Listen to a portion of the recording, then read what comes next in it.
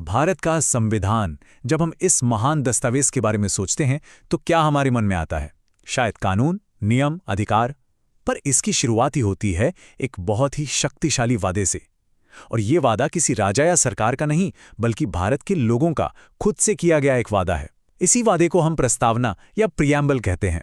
लेकिन सवाल ये उठता है कि प्रस्तावना तो बस एक पन्ने का एक छोटा सा हिस्सा है ना?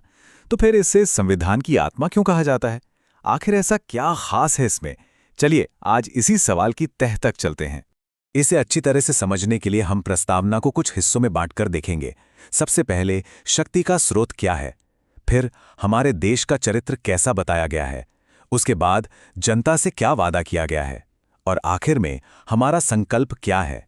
तो ठीक है, चलिए शुरू करते हैं। सबसे पहला और सबसे बुनियादी सवाल, हमारे संविधान को अपनी ताकत, अपनी शक्ति मिलती कहाँ से है? इसका जवाब प्रस्तावना के पहले कुछ शब्दों में ही छिपा है। हम, भारत के लोग। ये सिर्फ शब्द नहीं हैं, ये एक ऐलान है। ये साफ साफ बताते हैं कि इस संविधान को किसी बाहरी ताकत या किसी राजा महाराजा ने हम पर थोपा नहीं है। इसे भारत के लोगों ने खुद बनाया है, खुद के लिए। और यहीं से एक बहुत बड़ा सिद्धांत निकल कर आता है कि भारत में असली और आखिरी शक्ति जनता के हाथों में है। इसी को कहते हैं पॉपुलर सॉवरेनिटी। तो अब ये तो साफ हो गया कि पावर का सोर्स जनता है। तो अगला सवाल ये है कि ये संविधान भारत को कैसा देश बनाना चाहता है। प्रस्तावना में 5 ऐसे शब्द हैं जो हमारे देश का पूरा चरित्र, उसकी पहचान बताते हैं। पहला शब्द है सॉवरन, यानी संप्रभु। इसका सीधा सा मतलब है कि भारत पूरी तरह से आज़ाद है। कोई भी बाहरी देश या कोई अंदरूनी ताकत भारत को ये नहीं बता सकती कि उसे क्या करना है। हम अपने फैसले खुद लेते हैं। अगला शब्द है सोशलिस्ट, यानी समाजवादी। अब देखिए, भारतीय संदर्भ में इसका मतलब है सामाजिक और आर्थिक बराबरी लाना, यानी अमीर और गरीब के बीच की जो खाई है उसे कम करना। एक दिलचस्प बात यह है कि ये शब्द ओरिजिनल प्रस्तावना में नहीं था। इसे 1976 में 42वें संशोधन के जरिए जोड़ा गया था। फिर आता है सेक्युलर, यानी धर्मनिरपेक्ष। इसका मतलब बहुत सरल है। भारत का कोई अपना सरकारी धर्म नहीं है। स्टेट यानी सरकार की नज़र में सभी धर्म बराबर हैं और वो सबका सम्मान करेगी। समाजवादी की तरह ही इस शब्द को भी 1976 में ही जोड़ा गया था, ताकि भारत के इस किरदार को और मजबूती मिले। इसके बाद है डेमोक्रेटिक, यानी लोकतांत्रिक। मतलब सरकार को कौन चुनता है? जनता। हर नागरिक को वोट देने और देश के शासन में हिस्सा लेने का अधिकार है।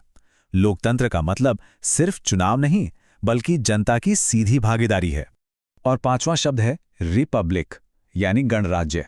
इसका मतलब है कि हमारे देश का जो मुखिया है, यानी हमारे राष्ट्रपति, वो एक चुने हुए व्यक्ति हैं।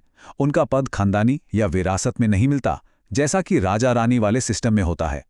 तो ये तो हो गई देश की पहचान। लेकिन ये संविधान अपने नागरिकों को, मतलब हम सबको, क्या गारंटी देता है? प्रस्तावना में जनता से किए गए कुछ बहुत बड़े और अहम वादे हैं। सबसे पहला और शायद सबसे बड़ा वादा है जस्टिस, यानी न्याय का। इसका मकसद है हर तरह के भेदभाव को खत्म करना और ये पक्का करना कि सबके साथ इंसाफ हो। और देखिए, यहाँ न्याय को 3 हिस्सों में देखा गया है। सामाजिक न्याय, ताकि समाज में किसी के साथ भेदभाव न हो। आर्थिक न्याय, ताकि पैसे के आधार पर भेदभाव न हो। और राजनीतिक न्याय, ताकि देश चलाने में सबको बराबर का मौका मिले।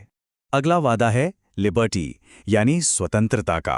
हर इंसान को अपने विचार रखने की, उन्हें खुलकर बोलने की, किसी भी धर्म या विश्वास को मानने की और उसकी पूजा करने की पूरी आज़ादी है। फिर आता है वादा इक्वालिटी, यानी समानता का।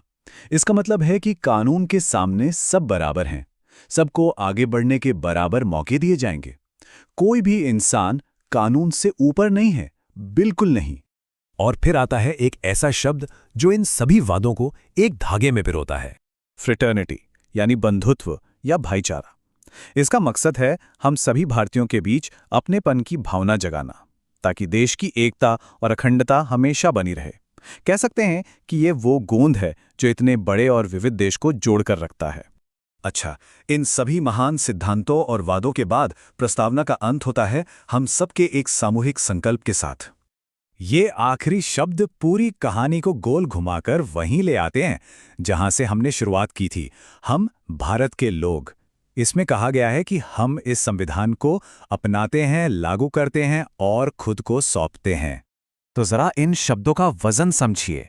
इसका मतलब है कि हम इसे पूरे दिल से स्वीकार करते हैं, हम ही इसे लागू करते हैं, और सबसे अहम बात, हम इसे खुद को एक तोहफे के तौर पर देते हैं। ये लोगों द्वारा खुद को शक्तिशाली बनाने का सबसे बड़ा सबूत है। तो चलिए, आखिर में हम उसी पहले सवाल पर लौटते हैं। प्रस्तावना सिर्फ एक परिचय नहीं है, ये महज एक पन्ना नहीं है, बल्कि ये पूरे संविधान का सार है, उसका निचोड़ है। एक तरह से कहें तो ये पूरे संविधान का आईना है। इसीलिए अगर किसी ने प्रस्तावना को समझ लिया तो उसने भारतीय संविधान की नींव को, उसकी आत्मा को समझ लिया। ये सिर्फ कुछ शब्दों का कलेक्शन नहीं है, ये एक वादा है, एक सपना है और एक संकल्प है जो भारत के लोगों ने खुद से किया है।